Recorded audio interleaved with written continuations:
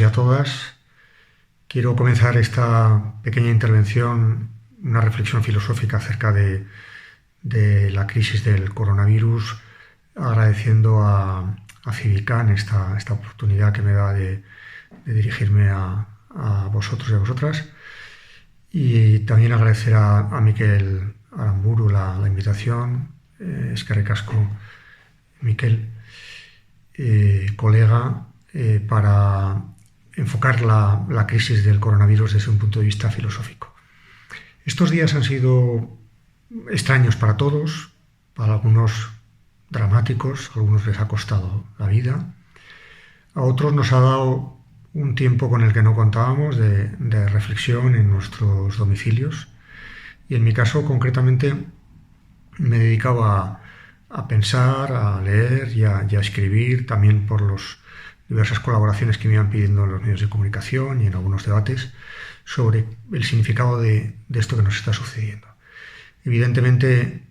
quienes tienen un papel predominante en estos días son aquellos que cuidan, aquellos que están en la primera línea atendiendo a la gente que está enferma o suministrando los medios para que podamos sobrevivir. Pero otros podemos hacer otras cosas, y en el caso concreto me parecía que no era poco importante el que tuviéramos una interpretación desde el punto de vista filosófico de lo que nos está pasando, y también un cierto pronóstico acerca de cómo va a cambiar el mundo, cómo van a cambiar las instituciones, la democracia, como consecuencia precisamente de esta pandemia. De esto ha resultado un pequeño libro que saldrá el 20 de mayo, que se titulará Pandemocracia, una filosofía de la crisis del coronavirus. En el libro anterior que escribí, en mi teoría de la democracia compleja, formulé una tesis, y es que las sociedades contemporáneas no están siendo capaces de entender bien y de responder adecuadamente a un tipo de crisis que llamamos cambios discontinuos, es decir, la teoría de los cisnes negros, es decir, algo que irrumpe sin avisar o sin avisar demasiado, sin que sepamos muy bien anticipar el momento en el que va a suceder. Era posible, pero no era perfectamente previsible, y tampoco sabemos muy bien cuál es su naturaleza y qué efectos va a tener. Mi tesis era que mientras no evolucionáramos hacia un pensamiento más complejo, un poco más sofisticado, y hacia unas formas de gobierno también más complejas, no seríamos capaces de responder adecuadamente a este tipo de situaciones dramáticas. Las primeras reacciones en torno a la crisis de los gobiernos, de las instituciones en general, y también de nosotros mismos como sujetos, evidenciaban, a mi juicio, que efectivamente no teníamos unos conceptos suficientemente complejos para responder a la crisis. Y eso es lo que me brindaba la oportunidad de pensar este tiempo dramático que nos ha tocado vivir como un cierto experimento colectivo involuntario que a mí me permitía comprobar si esta hipótesis era cierta o no. Esas primeras reacciones, me refiero tanto a quienes como el presidente Trump decían que era una crisis estacional, como las gripes del invierno, o la propia reacción de los Estados europeos, no entendiendo que aquí nos estábamos jugando algo en común y reaccionando con unos mecanismos puramente cerrados y autosuficientes,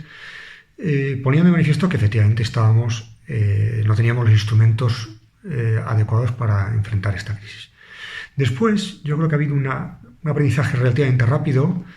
En el caso de Europa ha sido muy claro, ya está sobre la mesa la discusión sobre los coronabonos, y hay un cierto mecanismo de mutualización de las deudas que se puedan seguir de las ayudas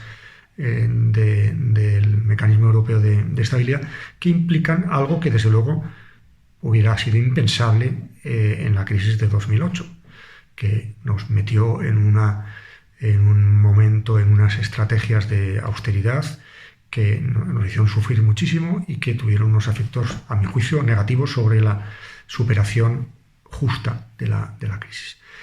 Me parece que ahora hemos aprendido también, no solo a nivel europeo, sino también a nivel de los gobiernos, que han llevado a cabo esta campaña de aplanar la curva. ¿Aplanar la curva qué significa? Significa haber entendido que el problema de esta crisis sanitaria no es el número de personas a las que va a afectar,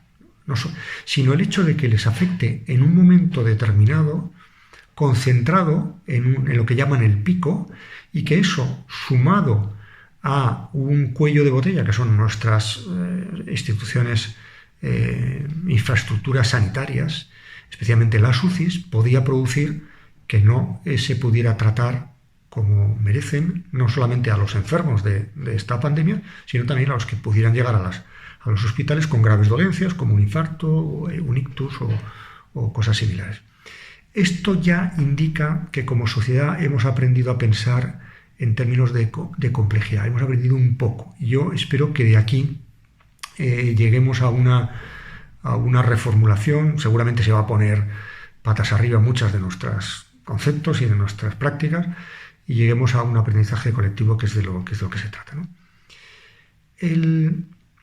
La pandemia ha costado la vida a mucha gente, nos ha sometido a una enorme prueba como sociedad, pero creo que desde el punto de vista intelectual, desde el punto de vista ideológico, uno de los grandes perjudicados de ella es el populismo. El populismo es una palabra demasiado ambigua y amplia, pero me refiero a un populismo que infravalora tres cosas que esta crisis ha puesto en valor, ha revalorizado, que son el saber experto, las instituciones y la comunidad global. El saber experto. Hemos visto en un primer momento, en una primera línea de la lucha para la gestión de esta crisis, a los expertos. Los expertos han adquirido una posición preponderante. Es un tema que seguiremos discutiendo porque una sociedad no puede estar gobernada por los expertos, pero sí que es verdad que en momentos críticos como es este,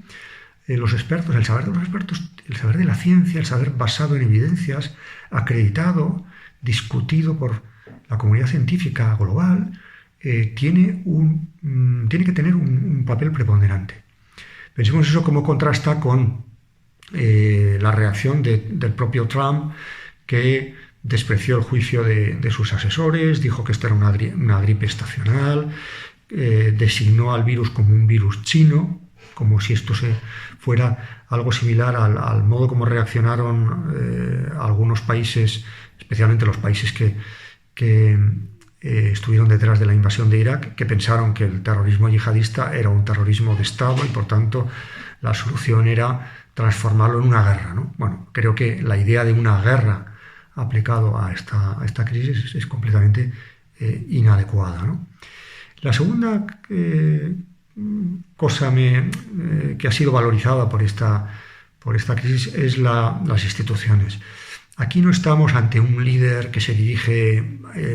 verticalmente a un pueblo inculto, sino que estamos ante una batalla colectiva donde lo importante, lo que hemos revalorizado es que haya instituciones, que haya protocolos, que haya procedimientos, que haya capacidad de organización de la sociedad. Esto no se puede hacer sin los gobiernos, por supuesto, tiene que haber un liderazgo de los gobiernos, pero tiene que haber también una colaboración ciudadana desde el comportamiento individual de cada uno de nosotros, que aceptamos el confinamiento, hasta la carrera frenética de la comunidad científica internacional por encontrar un virus, o los suministros de artefactos para proteger al personal sanitario, para atender a los contagiados. No es una cuestión de liderazgo personal, sino de capacidad de movilización de la sociedad. Y la tercera cuestión que ha quedado, a mi juicio, revalorizada y que el populismo suele detestar es la idea de la comunidad global. Qué ridículo suena en estos momentos decir América en primer lugar o de entrada Francia, cuando estamos en una comunidad de afectación. Es decir, esto nos afecta igualmente a todos, en principio, aunque por supuesto dentro de esa afectación también es muy relevante el hecho de que uno tenga un domicilio cómodo, una situación familiar para el confinamiento, que unas buenas infraestructuras sanitarias o no. Pero en principio, a la larga, esto nos afecta a todos, como afecta el cambio climático, respecto del cual no puede uno protegerse haciendo la guerra por su cuenta y pensando que aquí sálvese quien pueda, porque en última instancia se trata de una movilización global para superar una situación de crisis que nos afecta a todos. Desde este punto de vista, una pequeña reflexión que quería hacer es que, si bien es cierto que esta crisis es una crisis que afecta de manera más particular, directa, inmediata a la gente mayor, a nuestros mayores, y por tanto se ha podido decir que la crisis sanitaria es una crisis de los mayores, mientras que la crisis climática es una crisis de los jóvenes. Lo cierto es que se está produciendo también una especie de sutura entre las diversas generaciones y de alguna manera, aunque hemos visto episodios muy lamentables, muy penosos, como residencias abandonadas en algunos sitios o gente que protestaba porque se trasladara a unos ancianos de una localidad a otra, aunque hemos visto eso, que es muy penoso, también es verdad que en los hospitales se produce un intercambio de gente trabajando, por tanto gente joven en edad de trabajar, cuidando a gente que en buena medida son jubilados, es gente mayor, que es la gente más afectada por esto. Con lo cual yo creo que aquí una de las cosas que saldrá es una experiencia de colaboración intergeneracional. Y es un asunto que lo planteo en mi libro, le dedico una atención un poco más pormenorizada, pero creo que es un elemento para reflexionar. Para acabar esta breve intervención, quería hacer una pequeña reflexión sobre hasta qué punto va a cambiar el mundo. Es una pregunta que nos hacemos todos, ¿no? En primer lugar, ¿aprenderemos de la crisis o no? Bueno, cuando se trata de aprender, uno no sabe si lo va a hacer o no. Si la expresión, el concepto aprendizaje tiene que ver con asimilación de algo que ahora no conocemos. Por consiguiente, creo que no tienen razón y los que menos van a aprender de la crisis son todos aquellos que ya están diciéndonos a los demás qué es lo que hay que aprender, que coincide casualmente con los que ellos ya saben. No, creo que hay que ser honestos. De la crisis aprenderán sobre todo aquellas personas que reconocen que entramos en un horizonte en parte desconocido y que nos va a obligar a movernos y a gestionar un ambiente de mayor incertidumbre de la que estábamos acostumbrados, ¿no? Por consiguiente, aprenderemos de la crisis si tenemos una disposición de aprender, porque las crisis no nos enseñan una cosa de manera evidente, indiscutible, sino que dan un aldabonazo, nos sacuden y nos hacen entrar en tiempos de turbulencia, pero que seamos capaces de sacar las lecciones correctas de eso. Dependerá de nuestra capacidad de aprendizaje y dependerá de que seamos capaces como sociedad de organizar un proceso de debate democrático, porque los humanos aprendemos en un contexto de pluralidad, aprendemos en democracia. Aquí no es, como he visto alguna vez en estos días a alguien decir, la naturaleza nos está dando una lección. Bueno, en cierto modo nos está dando una lección, pero el modo concreto, cómo traduzcamos esta lección en políticas,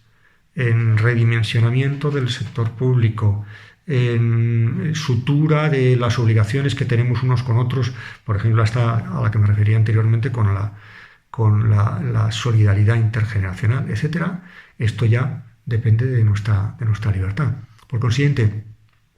yo creo que puedo adivinar y puedo imaginar qué tipo de mundo me gustaría que hubiera después de la crisis. Un mundo más solidario, un mundo más ecológico, una sociedad más inteligente, una democracia más fortalecida, con el papel de la ciencia y de la investigación más